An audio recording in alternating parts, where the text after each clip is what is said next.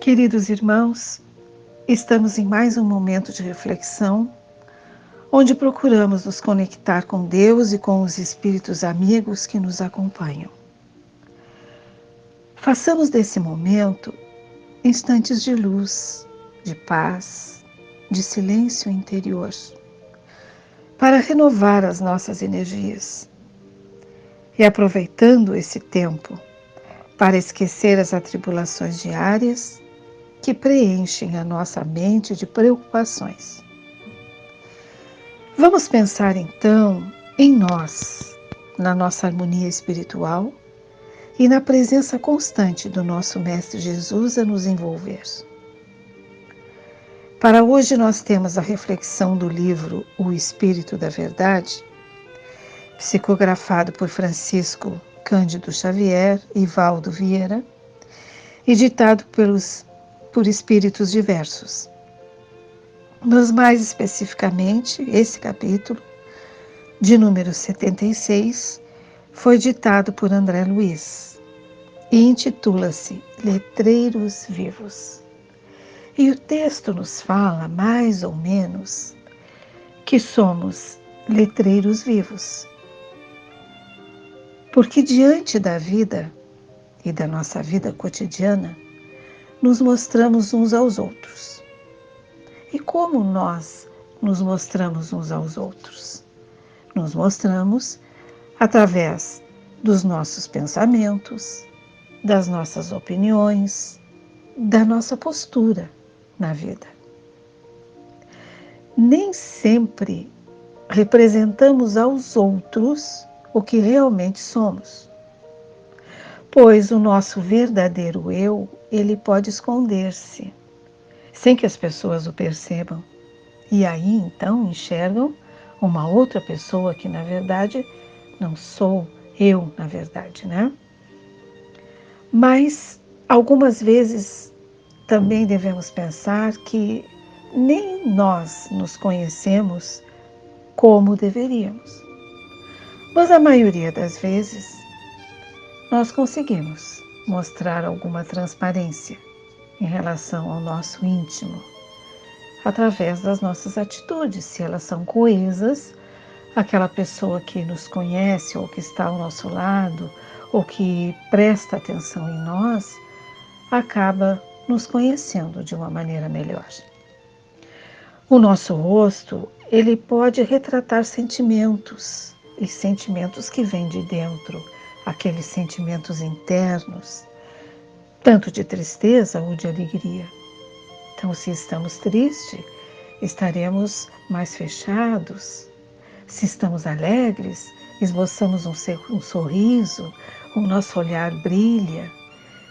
Então, nesse sentido, nós conseguimos mostrar os nossos sentimentos, né?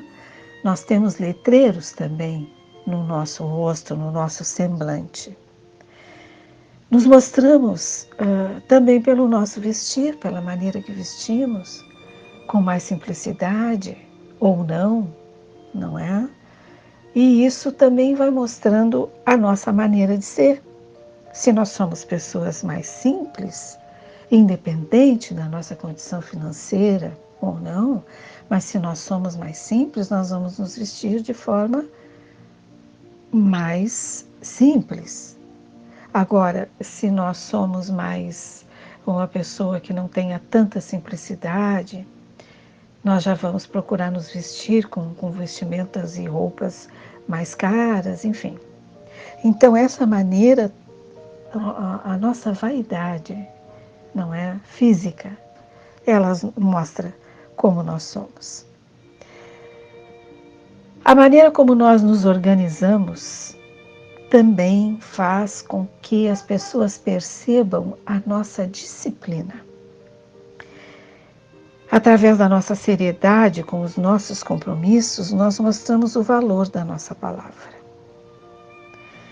Pela maneira como nós expomos o nosso pensamento, nós nos mostramos intimamente. Assim o fazemos quando damos nossas opiniões. E por elas, nós nos tornamos também mais transparentes. As opiniões seguras, elas trazem firmeza nos nossos ideais. Os cuidados com o corpo, a natureza desses cuidados com o nosso corpo, mostram o tamanho da nossa vaidade. Nos dias de hoje, existem tanta tecnologia em relação à nossa própria aparência, que muitas vezes esses cuidados se tornam exagerados. E aí é que entra essa medição da vaidade, né? Aquela não satisfação com o corpo, querendo sempre aparentar aquilo que nós não somos mais. Então isso também chama a atenção das pessoas que fazem também um conceito nosso em relação a isso. O texto diz que o nosso presente, ele diz para todos o que nós fomos no passado e também o que nós seremos no futuro.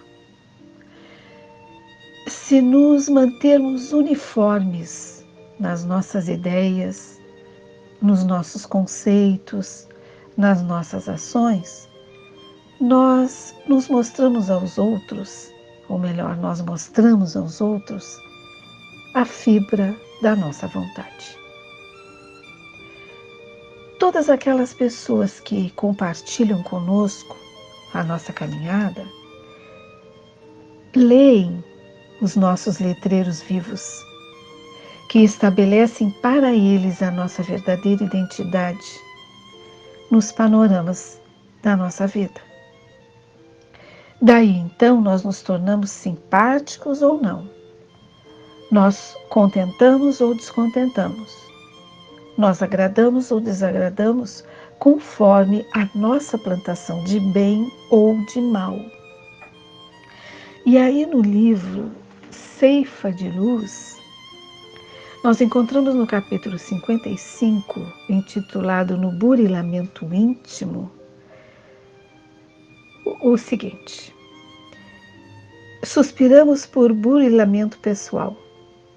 Entretanto, para atingi-lo, é necessário não esquecer as disciplinas que lhe antecedem a formação. E à vista disso, recordemos que a essência da nossa educação, ela reside nas diretrizes de vida superior que adotamos para nós mesmos. Daí o impositivo de cultivar-se o hábito e os bons hábitos, o de ser fiel ao desempenho dos próprios deveres, o de fazer o melhor que pudermos no setor de ação em que a vida nos situe, de auxiliar a outrem sem a expectativa da recompensa, de aperfeiçoar as palavras que nos escapem da boca, de desculpar incondicionalmente quaisquer ofensas, de nunca prejudicar a quem quer que seja, de buscar a boa parte das situações e das pessoas, olvidando tudo o que tome a feição de calamidade ou desonra, de procurar o bem com a disposição de realizá-lo e de nunca desesperar.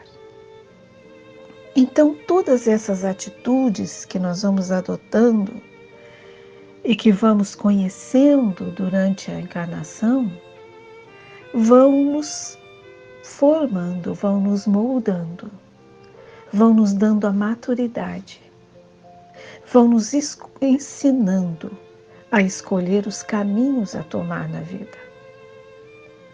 E quando nós atingimos uma certa maturidade para a escolha dos nossos caminhos, nós já começamos então a ser os letreiros vivos. Nós começamos então a nos mostrar para os outros, através das atitudes, dos pensamentos, dos sentimentos, das emoções, do nosso equilíbrio. Então, irmãos, procuremos sempre ser homens de bem. Procuremos sempre manter dentro de nós as virtudes, conhecê-las e exercitá-las. Porque a partir desse conhecimento e desse exercício, nós vamos evoluindo passo a passo nessa nossa estrada terrena. Que Jesus nos ampare, que Jesus nos proteja, nos abençoe e que permaneça conosco durante toda a nossa vida. Que assim seja.